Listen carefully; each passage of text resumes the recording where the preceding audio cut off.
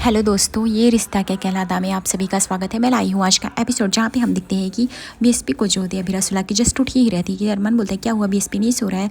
अभीरा बोलती नहीं, किसी तरह सो गया, आज लगता है थोड़ा सा थका थका फील कर रहा है इसलिए वो ऐसे ही इतने जल्दी से सो गया। अरमान बोलता है चलो वैसे अभीरा आज हमें खुश होना चाहिए, तुम ज़्यादा टेंशन मत लो, आज अपनी बेबी का नामकरण है। अभीरा बोलती है मैं खुश हूँ लेकिन कहीं ना कहीं मुझे डर लग रहा है कि रूही कहीं कुछ अपनी चालबाजी ना कर दे। अरमान बोलता है ऑलरेडी हमने इस पर बात कर लिया अभीरा, तुम एक ही बात को कितनी बार घसीटोगे। अभीरा बोलती है तुम्हें नहीं पता मैं एक माँ हूँ, मुझे कैसे अंदर से फीलिंग आ रही है कुछ तो महा गड़बड़ होने वाला है जो कि तुम नहीं समझ सकते। अरमान बोलता है अभीरा तुम ज़्यादा सोच रही हो, तुम आज के दिन खुश रहो ना, और मैं जब बोल रहा हूँ कुछ नहीं नेगेटिव होगा तो तुम इतना नेगेटिव सोचती क्यों हो। अभीरा बोलती ठीक है पर क्या करूँ, मेरा दिल नहीं मान रहा है। अरमान बोलता है पहले तो तुम गलत सोचना बंद करोगी तब ना। तभी वहाँ पे दादी से आ जाती है।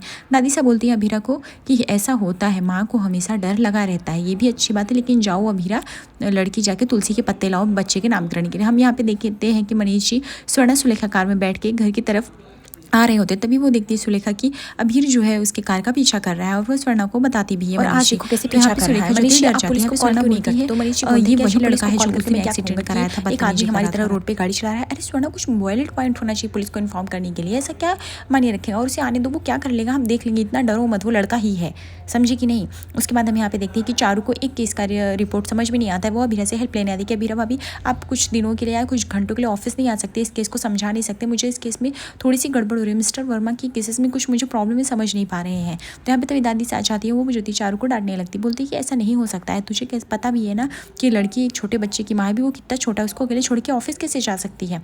तभी अभीरा बोलती है कि ठीक है पर मेरे पास एक बहुत अच्छा आइडिया है चारू। तो वो ज्योति है एक डॉक्यूमेंट्स बना के अभीरा दे देती, बोलती है इसमें सारे केस के रिगार्डिंग मैंने सारी इन्फॉर्मेशन लिख कर रखी हुई है तुम्हारे, जो कि हेल्प करेगा चारू, ठीक है।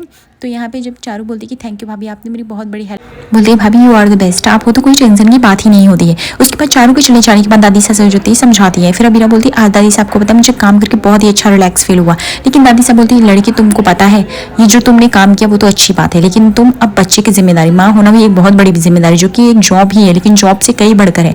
अगर तुम एक दिन माँ की ये इसमें लापरवाही कर दी तो इसमें कोई गुंजाइश नहीं, जॉब में तो कर सकते हो, भी देखो दो काम करोगी एक साथ तो कैसे संभालोगी। अभी मैंने तुलसी के पत्ते लाने बोला था जो कि तुम लाई नहीं हो, ऐसे कैसे होगा अभीरा। पहले तो तुम्हें अच्छी माँ बनने के लिए अपने ये सब सेक्रीफाइसेस करने पड़ेंगे, तभी तो तुम बेटा अपने काम पे अपने बच्चे पे ध्यान दे पाओगी। पहले एक अच्छी माँ और बेहतर माँ तो बनना ही पड़ेगा ना। फिर अभीरा को लगता है हाँ मासा ने जो बात की वो कहीं ना कहीं सच ही है, मुझे उस बारे में सोचना चाहिए। तभी हम देखिए स्वर्ण सुलेखा मनीष जी जो होते हैं अभीरा के घर के पास आ गए हैं, और वो जो होता है अभीर भी जो होता है वो अपने गाड़ी रोक के नीचे उतरता है। तभी मनीष जी स्वर्ण सुलेखा थोड़े से डर जाते कि इतना पीछा करते करते यहाँ तक कैसे पहुंच गया, और जैसे अभीर पास में आता है वैसे ही मनीष जी पूछते तुम यहाँ पे कैसे। तो अभीर बोलता है कि मैं आपका कोई पीछा करने का शौक नहीं है, मैं इसलिए कब से हॉर्न मारा था लेकिन आप नहीं सुनी, ये हमारा पार्सल एक्सचेंज हो गया था और मैं अपना दिया हुआ सामान वापस ले लेता हूँ, मैं कहीं गलत चीज़ों पे नहीं पहुंचने देता। और रही बात पीछा, तो जिस रास्ते से आप जाओ वो रास्ता तो मैं कभी चुनूँ ही ना कभी फॉलो करूँ। मनीष बोलते ये क्या बोल रहे हो तुम, कैसी बदतमीजी। तभी वो सुनता भी नहीं अभीर ऐसे पूरी बात, और वो जो होता है पार्सल लेके चला जाता है। वही पीछे से जो होती है अभीरा आ रही होती है तुलसी पत्ते के पास, और वो देखती है कि उसके नाना सा नानी सा सब लोग आ गए, तो वो दौड़ते हुए जाती है, बोलती है पर नानू ये लड़का फिर से कहाँ से आ गया। तो यहाँ पे स्वर्ण मनीषा जी जो थे बात छिपाते कहते हैं वो कुछ नहीं, बस पार्सल एक्सचेंज हो गया था, जिस शॉप से गया था उसी शॉप से हमने लिया था, बस इसीलिए वो एक्सचेंज करने आया था, बाकी कुछ नहीं था। तो अभीरा जो होती है वो बोलती है कि परनानू अगर आप कोई झूठ बोल रहे हो तो प्लीज़ मुझे बता दो, आगे जाके कोई गड़बड़ ना हो, बाद में इस बात की तरह नहीं निकलनी चाहिए कि रूही जैसे मेरी बहन थी, पता है ना कितना गड़बड़ होता है, कितना भांडा फूटा था। अगर अभी भी लगता है आपको कोई बात हो जो मुझे बतानी चाहिए, शेयर करनी चाहिए, तो प्लीज़ बता दो, मैं नहीं चाहती आगे कुछ और भी गड़बड़ हो। तो यहाँ पे मनीषा कहते नहीं बेटा ऐसी कोई बात नहीं, तो ज़्यादा चिंता कर रही है, और मेरी उम्र नहीं अब झूठ बोलने की, मैं चलता हूँ, चल तू आ। वो बोलती चलो मैं अभीर के तुलसी के पत्ते तोड़ के लेके आती हूँ। यहाँ पे हम देखते हैं कि कावेरी जी जो थे शंख बजाकर भगवान की पूजा करते हैं और भगवान से नमन करके उन्हें शुक्रिया अदा करती है कि भगवान आपने मुझे 4 पीढ़ियों के दर्शन करने दिए, एक सौभाग्य और स्वर्ग की सीढ़ियों से के समान चढ़ना हुआ, मैं बता नहीं सकती आज मैं कितनी खुश हूँ। ऐसे अपनी असीम कृपा और दृष्टि मेरे परिवार पे बनाए रही और बहुत सारा कल्याण हो मेरे परिवार का, और बहुत सारा प्यार और धन धान्य से भरा रहे। आपको पता नहीं आज मैं कितनी खुश हूँ, भगवान प्लीज मुझे आशीर्वाद दीजिए। उसके बाद जैसे कावेरी जी पूरा अरेंजमेंट हो गया आती है, तभी मनीष जी कहते हैं आप परदादी बन गई हैं, इसका मतलब ये नहीं कि सेलिब्रेशन बस खड़े खड़े करेंगे, अरे कुछ नाच गाना भी तो होना चाहिए। तो कावेरी जी कहती क्यों नहीं, हम नाच गाना करेंगे ना। अभीर अरमान भी बहुत खुश हो जाते हैं, और यहाँ पे जो होती है दादी सा जो होती है नाच गाना करने लगती हैं, और वह बच्चे के नामकरण के लिए एक सुंदर सा गाना गाया जाता है जिसमें सारे परिवार के सदस्य इसमें पार्टिसिपेट करते हैं और डांस करते हैं, और इस गाने में सब लोग अपने अनुसार एक बच्चे का नाम सजेस्ट करते हैं।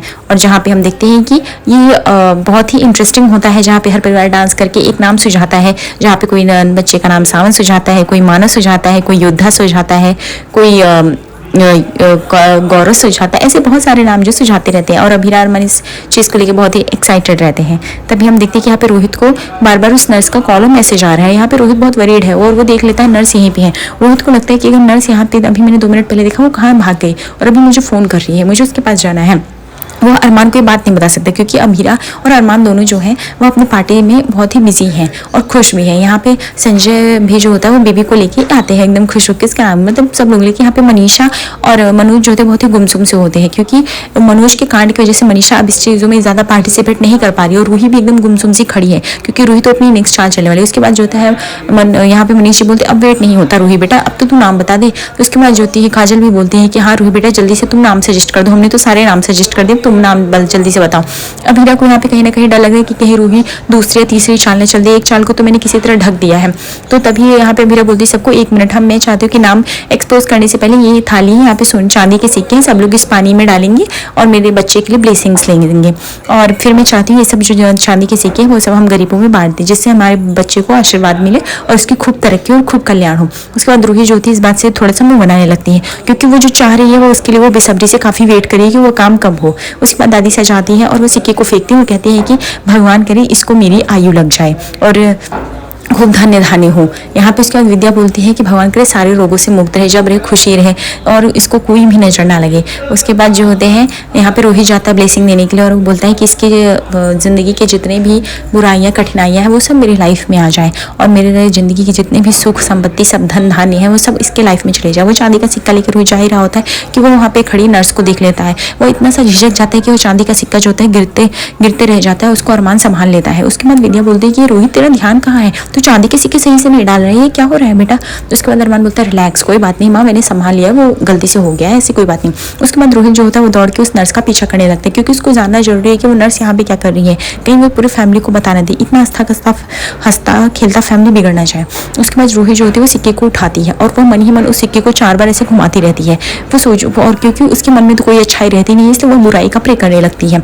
लेकिन यहाँ पे अभीरा जो होती है वो रोहित की चाल को समझ जाती है। यहाँ पे जो अरमान रोहित जो होता है वो कॉल करके बुलाने की कोशिश करता है नर्स को, लेकिन नर्स वहाँ पे मैसेज नहीं देख रही होती है। यहाँ पे अभीरा कहती है जो मेरे बच्चे के लिए बुराइयाँ और उसको बुरी नजर मांगा है वो सब यहीं पे दब जाए और यहीं पे भस्म हो जाए, अच्छाई वाले जो भी सिक्के हैं वो सब पानी में चले जाए। तो जैसा अभीरा चाहती है एक माँ होने के नाते सेम वैसे होता है। रूही का सिक्का वहाँ पे टप में नहीं पड़ता है और बाकी लोगों के सिक्के चले जाते हैं। सब थोड़े से शौक हो जाते हैं कि रूही के ऐसा क्यों हुआ, लेकिन उस टाइम कोई ज़्यादा ध्यान नहीं देता। लेकिन अभीरा समझ जाती है। तभी नर्स आ जाती है, बोलती सर आप मुझे ढूंढ रहे हो, मैं तो यहाँ पे हूँ हमेशा के। रोहित बोलते तुम यहाँ पे क्या कर रही हो। यहाँ पे नर्स बोलती क्यों, आपके पास सब कुछ है, फैमिली है, पैसा है, तो मुझे भी वही चाहिए, मैं वही लेने के लिए आई हूँ और क्या करने के लिए। आप मुझे कुछ पैसे दे दो, मैं नहीं बोलूँगी ये सब सच्चाई, वरना मैं घर वालों को जाके बोल दूंगी कि ये सब आपका किया धरा है। अभीरा मैम का तो बेबी मर गया था, तो रूही भी मैम का बेबी दे जाए। सोचो मैं अगर सच्चाई बताइए तो आपका क्या होगा सर, सोच के मुझे बताओ जरा। रोहित बोलते तुम क्यों ऐसा करना चाहती हो, तुमको बताया ना तुम ये सब करोगी तो सब परिवार में बिखर जाएगा। तभी विद्या पीछे से आवाज देती है रोहित तू क्या कर रहा है और अकेले में किससे बात कर रहा है बेटा। तो